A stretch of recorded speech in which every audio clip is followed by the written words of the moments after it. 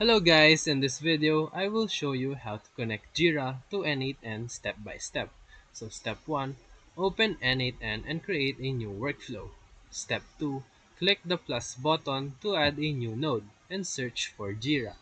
Step 3, if this is your first time, you will need to set up a new Jira credential. Click on create new credential. Step 4. Enter your Jira domain, username, and API token, which you can get from your Jira account settings. Step 5.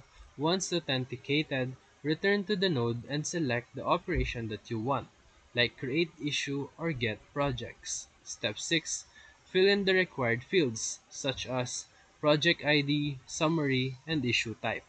Step 7. Hit execute node to test the connection. Step 8. If everything works, click activate to turn on the workflow. And that's how you link your Jira to your automations. So if this video helped you, feel free to like and subscribe for more quick tutorials, reviews, and comparison videos. Thank you for watching.